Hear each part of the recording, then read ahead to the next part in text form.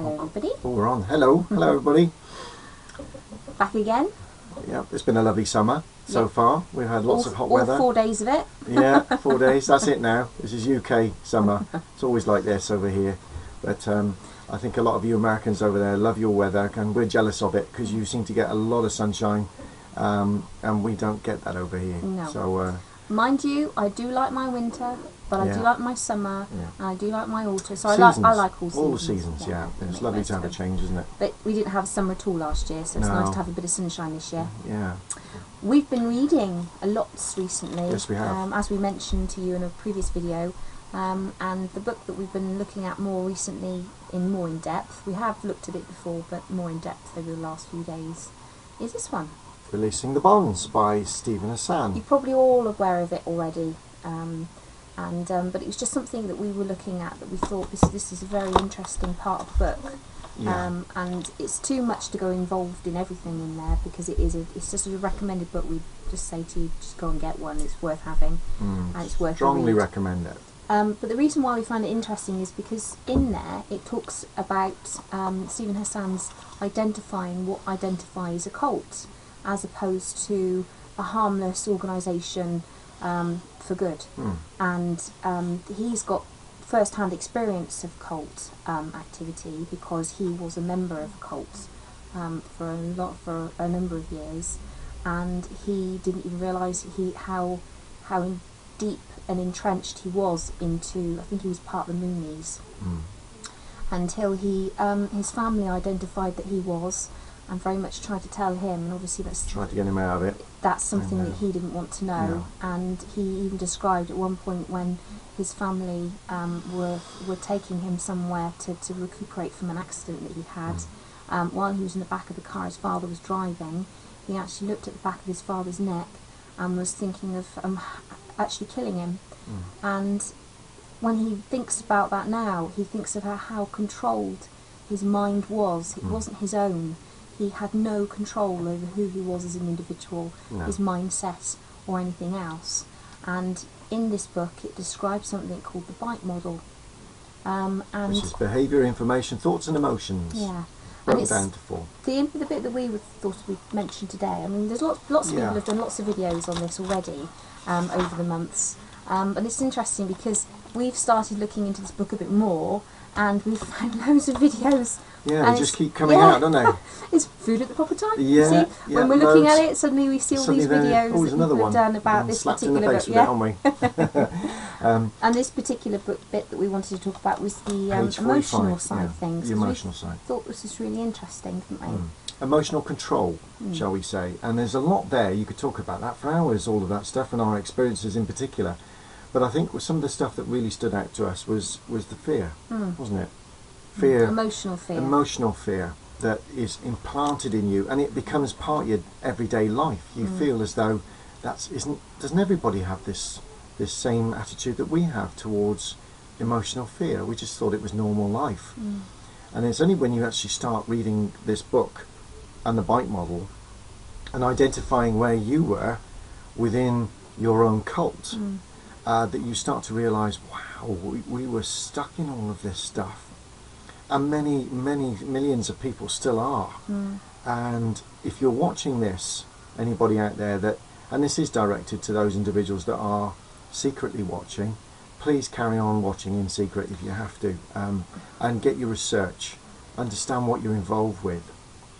We wanted to talk about it because when you're in it, having had first-hand experience with being part of the Jehovah's Witness cult, and it is a cult. And the reason we know it's a cult, because when you actually take a good look at what identifies a cult, it so fits it. The description almost says it should have Jehovah's Witnesses written across it, because it so does sound as if you could be writing that just about that one organisation. There's lots of organisations out there that are very similar, and there'll be a lot of people saying about different things as well, but in this particular instance we can only refer it to our first-hand experience with the religion that we were in, and oh boy does it fit. Oh yes, it certainly does. I mean, page 45 there, looking at emotional control, look halfway down the page it talks about excessive use of fear, and this is something that within every kingdom hall around the world it becomes common language. The loaded language that we've all mentioned, and the stuff you can find, so much of it on the internet now, which is brilliant. But the type of things there's an A through to F, and we'll see if we can get through them in the next few minutes. But if we don't, then we're sorry about that. But we just run out of time because we can gas for England, us two. Can you be? Yeah, I don't know, I didn't notice. Well, I get it from you, don't I? Yeah. Anyway, A, excessive use of fear. Fear of thinking independently. The moment you start to question anything within in the Jehovah's Witnesses, you're in danger of becoming an apostate, and it's so it reeks of that. But there's a scripture at the beginning of the Bible, I think it's in Deuteronomy, it says keep testing that you're in the faith. You're not allowed to do that. If you start questioning anything, even if it's something along a subject of blood, which we've already discussed. Yeah, Apostle Paul talks about it. If you start looking at the blood issue, something that you have every right to, because it involves you and your family on a health level. It's a little thing called your life involved, you know. Just a little thing. Just a little thing. You're wrong. You're not allowed to do that. How dare you even bring up a subject where you start to question it? And Mark was actually accused by an elder when he was talking about the blood. Oh, you're starting to sound a bit apostate. That's apostate thinking, but Mark. That's not. All he was doing was asking sorry, simple, brother, simple I'm just questions. asking a couple of questions. Maybe if you can't answer them, where can I go to get these answers? Because you're an apostate. Oh, really? Well, thinking independently was something that, as a kid, I was always told that if you're independently thinking, then you are from Satan. That's that's the spirit of Satan, being independent. Is it really? Interesting on that. And so you try not to become independent in your thinking, which means that once you've dislodged that out of your head, you're looking to the society to give you all of your thoughts. Yeah, and your thoughts. And it's that simple. Feed you your every emotion, your every thought, your every ounce of life information. It has to come through them, and if it doesn't come through them, then you're on borderline of being apostate. Let's look at another one. B, fear of the outside world. Well, for goodness sake, I mean, we were so. You sneeze wrong with regards to the way that you view something in a worldly sense. If you, I could go into so many hundreds of illustrations right now and examples of how you could be involved in the world. You're not to go to worldly parties. You're not allowed to go to work do's outside of work, because you'll be associating with worldly people. It'll snatch you. School things for take children. You away. You're not allowed to go to the school thing to involve your children in things, activities outside of the school that aren't related within the organisation, because your children might be associating with the wrong people and the crowd, and the way that the world in general, people within the world, that's why they're called people in the world, because they try and put this distinction between you and other people that are not Jehovah's Witnesses, and you end up being scared to even talk to somebody unless you're talking about the organisation and the truth, the truth to them. So it just makes you fearful of anything else. It does. I mean, it's loaded language anyway, isn't it? Outside world. It's straight away we're in the world, all of us. Yeah. And suddenly they're saying it's outside world though, which actually sort of infers in some way that you're inside and they're outside. So straight away it locks you into a way of thinking. That's fear. That's fear. It really is. Fear of losing one's salvation. Well, that happens all the time through disfellowshipping, shunning. We'll come on to that in a second. Fear of enemies. Well, Jesus taught us to love our enemies. So, you shouldn't have that fear. There should be no fear there at all. No. You should want to help these people, and we shouldn't have enemies anyway. No, but if we have got enemies, have no enemies. But if people view pray you for them, exactly, feel pity for them. You don't fear them. No, why would you fear them? There's nothing to fear. No. But yes, that's another one that's inculcated into you right from childhood. Everybody's the outside world. So they're an enemy. The whole thing, isn't it? And I remember being at an assembly a few years ago, and they had this couple up there, this son and mother, and it was all orchestrated, obviously. But they were talking. Is that the one on the grass? A commentary. Yeah. And when we were sat outside in the pouring rain with babies, it was going back years ago. But I remember this it was satanic to listen to Radio 1. Radio 1 was satanic. Radio 2, fine, nothing wrong with Radio 2, but Radio 1, satanic, outside world. Who comes up with this stuff? Radio 4, Radio 3, Radio 2, Fine. absolutely fine. Radio 1, you know what I mean? It's just ridiculous. I laugh now. We do laugh a lot more Yeah, now, but at the time, you really are convinced everything they're saying. I can tell you when I was a lot younger, my brother used to play with these little figures and used to paint them.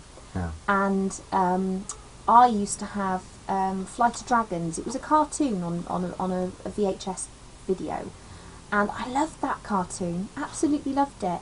And do you know what? After one talk at Kingdom Hall, it's a Sunday talk from somebody, and he was saying about how all these sorts of things were bad, and you've got to get rid of them. So my mum threw out a load of records that she felt were not appropriate to be listening to as a Jehovah's Witness.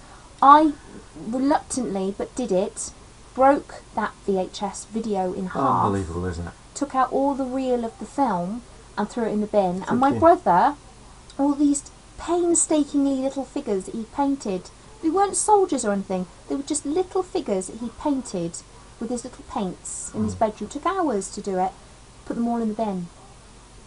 And that I remember that, Yeah. because it was wrong things. Fear. You're not allowed to watch this, you're not allowed to watch look at the that, impression. listen to this, play As with a child. these. Toys, Yeah. film, cartoons, Yeah.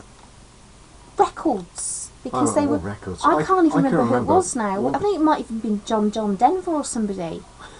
Yeah. You know, for goodness sake. Lovely musician. Oh, I always remember being told back in the 90s, I can remember, don't buy any U2 U2 albums, records because you know where the money goes. It goes to the IRA. What? That's the sort of rubbish that was going around our Kingdom Hall, in particular by one elder. If you're watching this, shame on you, brother. Anyway, E. Fear of leaving the group or being shunned by group. Well, God, you know our story with this one. It's old hat now. But yes, we go to school every day. We drop the kids off. It's our local shunning ground, along with shun Tesco's and everywhere else. Everybody hates us. It's amazing the way that the parents actually totally shun the children and too. the kids, yeah. They shun our children. Now our children are children. They're not adults.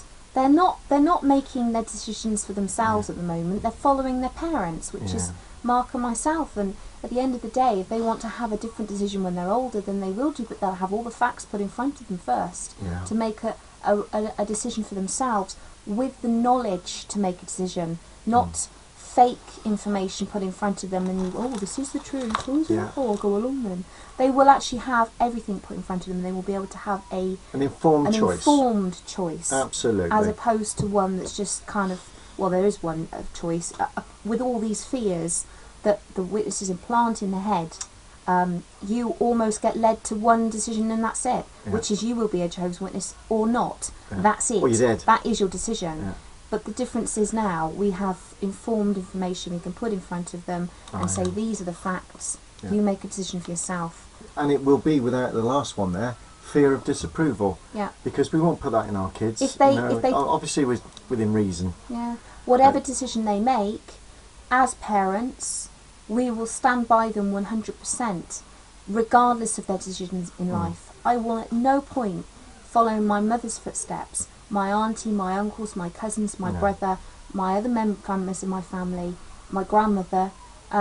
I will stand by my child in every decision they make, and so will Mark. And that is something we will not be following in the footsteps of them. Because we've broken free. Broken free. Now we've got a few seconds left. It's just to say, please, once again, if you're watching this and you are a JW, think very carefully about what you're in. Or if you know someone who is. You're affected by it. If you're looking at that, that's just a few little things. Just a few snips. If that rings a bell into any situation that you're in, or you know someone who's in a situation where they're under that fear, that's just one bit of a cult. It's tiny. One identifying factor of a cult.